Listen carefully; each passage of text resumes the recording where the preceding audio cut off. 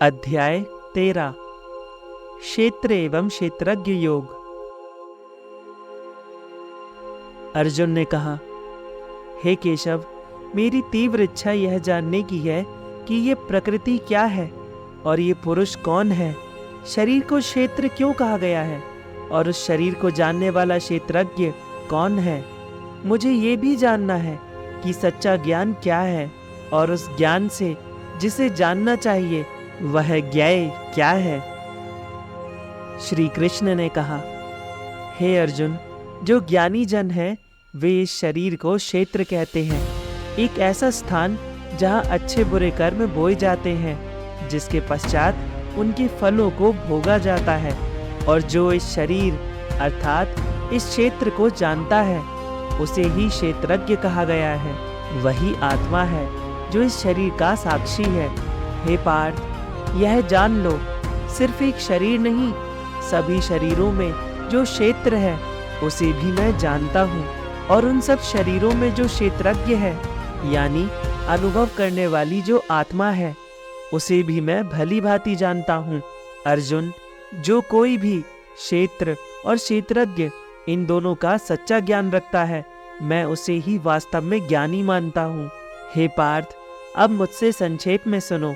ये जो शरीर है जिसे क्षेत्र कहा गया है, उसकी प्रकृति और विशेषताएं क्या हैं, किस तरह कर्म और कारण उसमें कार्य करते हैं और उसमें किस तरह के विकार उत्पन्न होते हैं। साथ ही यह भी जानो कि इस शरीर में जो क्षेत्रज्ञ है वह कौन है और उसमें कैसी अद्भुत शक्तियां हैं। इन सभी गुण सत्यों को ऋषियों ने वेदों के मंत्रों में और ब्रह्म सूत्र में वर्णित किया है। अर्जुन, अब मैं तुम्हें संक्षेप में बताता हूँ। ये जो क्षेत्र है यानी यह शरीर किन किन तत्वों से बना है। सबसे पहले मूल प्रकृति जो अभी व्यक्त नहीं हुई थी, फिर 5 महाभूत आकाश, वायु, अग्नि, जल और पृथ्वी। इसके बाद 10 इंद्रियां, 5 ज्ञानेंद्रियां और 5 कर्मेंद्रियां, फिर मन, बुद्धि और अहंकार। इन्हीं के साथ इंद्रियों के विषय रूप, रस, गंध, स्पर्श और शब्द। फिर आते हैं इच्छा, द्वेष, सुख और दुख। ये भी इसी शरीर का हिस्सा है।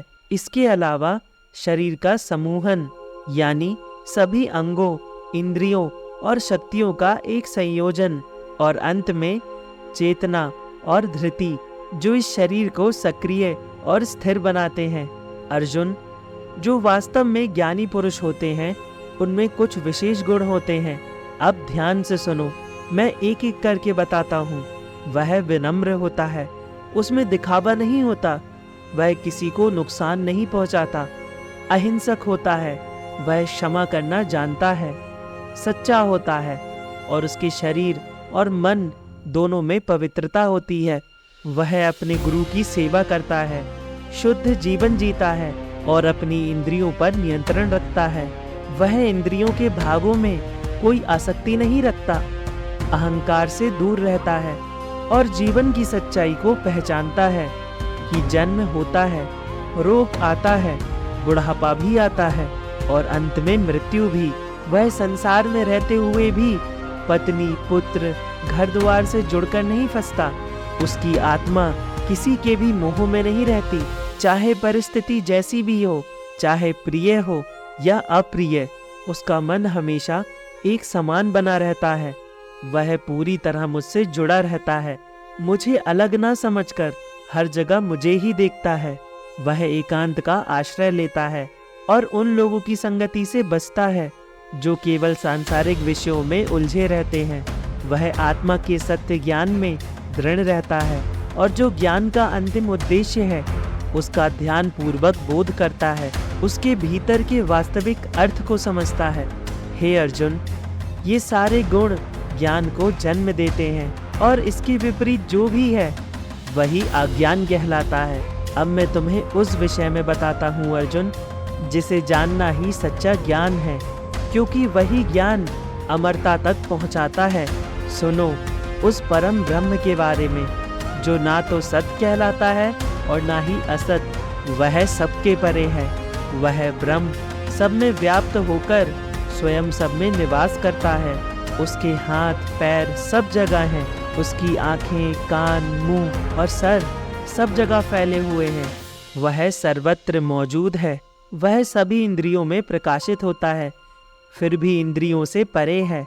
वह सब कुछ रचता है, फिर भी किसी से बंधा हुआ नहीं है।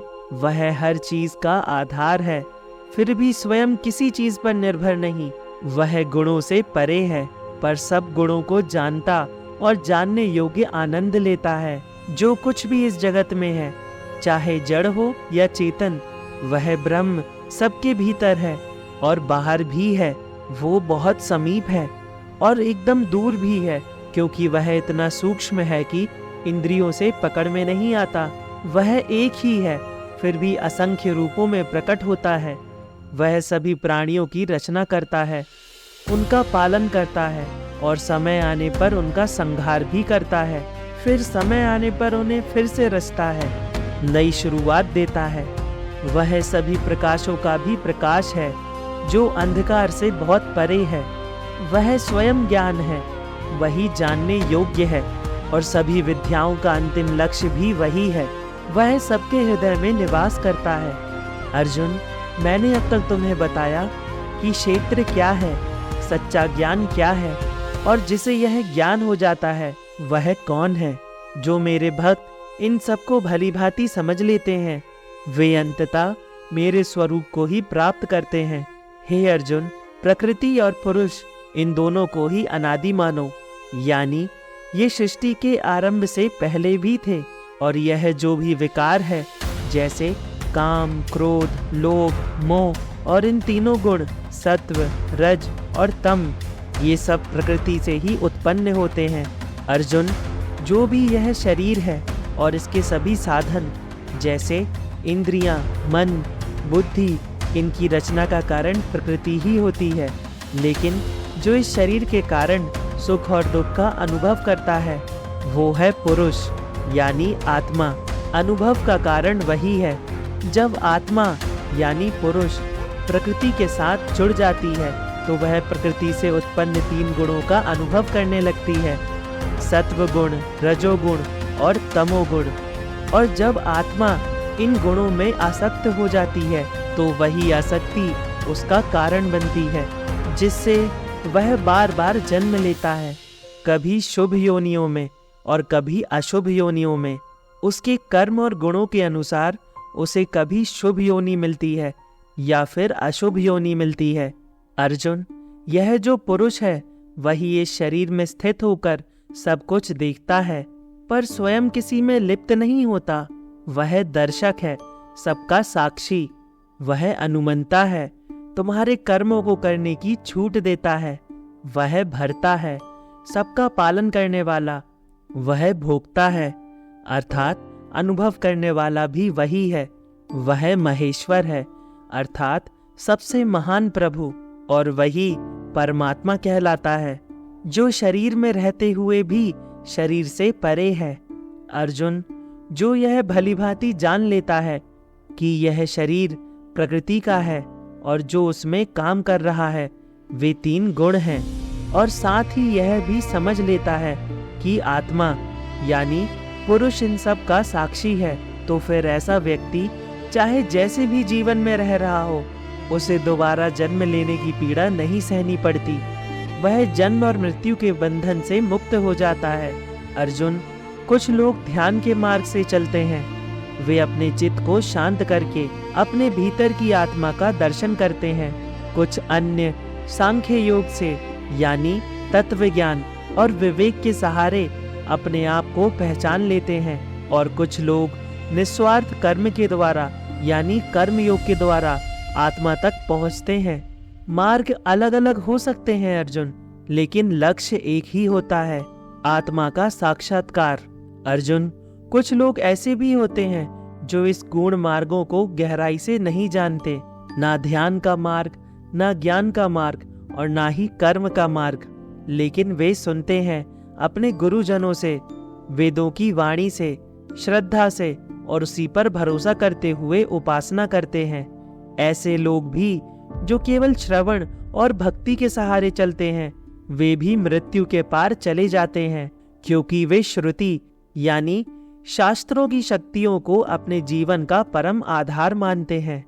हे पार्थ, इस संसार में जो कुछ भी जन्म लेता है, चाहे वह स्थावर हो जैसे पहाड़, वृक्ष, भूमि, या जंगम हो जैसे मनुष्य, पशु, पक्षी, जो भी सत्व यानी अस्तित्व में आते हैं, वह दो तत्वों के मिलन से होता है, क्षेत्र और क्षेत्रज्ञ से, यानी प्रकृति और आत्मा के संयोग से ही यह सारी सृष्टि चल रही है।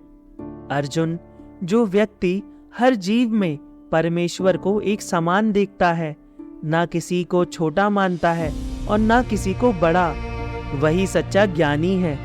और जो इस नश्वर संसार में भी उस अविनाशी तत्व को पहचान लेता है, जो मृत्यु के बीच भी अमर रूप में विद्यमान है, वही वास्तव में देखना जानता है। पार्थ, जो मनुष्य हर जगह हर जीव में मुझे एक समान रूप में विद्यमान देखता है, वह कभी किसी को चोट नहीं पहुंचाता, वह अपनी आत्मा को भी कभी दुख नहीं पहुंचाता, क्योंकि उसे भेद ही नहीं दिखता। ऐसा ज्ञानी जो सब में ईश्वर को देखता है, वही अंत में पहुंचता है परम गति को। अर्जुन, जो यह समझ लेता है कि इस संसार में जो कुछ भी हो रहा है, वह सब प्रकृति के गुणों के अनुसार हो रहा है, ना कि आत्मा के द्वारा, वह वास्तव में सच्चा दर्शक है। क्योंकि आत्मा तो केवल साक्षी है, कर्तापन तो प्रकृति का भ्रम है। जो इस भेद को जान जाता है, वही सत्य को देखता है। अर्जुन, जब कोई साधक हर जीव में हर भिन्न भिन्न रूप में उसी एक परमात्मा को देखना शुरू कर देता है और समझ जाता है कि परमात्मा ने ही स्वयं को अनेक रूपों में फैलाया है, तब वह धीरे धीरे ब्रह्म में लीन हो जाता है। उसे फिर भेद नहीं दिखता, वह स्वयं ब्रह्म का ही अंश बन जाता है। हे कौन्तेय, जो ये परमात्मा है वह अनादि है, उनका कोई आरंभ नहीं, वह अविनाशी है, उन पर समय का कोई असर नहीं होता और वह गुणों के परे हैं। सत्व, रज, तम किसी से बंधे नहीं है। भले ही वह शरीर में स्थित हो, लेकिन वह ना कोई कर्म करता है और ना ही किसी कर्म में लिप्त होता है। वह बस साक्षी है, शुद्ध, शांत और अपरिवर्तनीय। अर्जुन, जैसे आकाश हर जगह व्याप्त होता है, लेकिन वह किसी भी वस्तु से लिप्त नहीं होता, क्योंकि वह अत्यंत सूक्ष्म है, उसी तरह यह आत्मा भी शरीर में रहते हुए, हर अंग में व्याप्त होते हुए भी कभी किसी दोष से लिप्त नहीं होती। वह शुद्ध रहती है, निर्लेप, जैसे आकाश। हे अर्जुन, जैसे एक ही सूर्य संपूर्ण जगत को प्रकाश देता है, वैसे ही क्षेत्रज्ञ यानी आत्मा इस पूरे शरीर रूप क्षेत्र को जागरूकता और चेतना से भर देता है। वह आत्मा ही इस शरीर को जीवन देती है। और अर्जुन, जो लोग ज्ञान की दृष्टि से क्षेत्र और क्षेत्रज्ञ का अंतर समझ लेते हैं और यह भी जान लेते हैं कि कैसे आत्मा प्रकृति से मुक्त हो सकती है, वे ही परम अवस्था को प्राप्त करते हैं। वे मोक्ष को पा लेते हैं, जहाँ ना जन्म है, ना मृत्यु और ना ही दुख। इस प्रकार हमने श्रीमद् भगवद गीता के 13वें अध्याय का समापन किया। आगे के अध्यायों को जानने के लिए हमारे YouTube channel the Hindu script को सब्सक्राइब करें और बेल आइकन को दबाएं।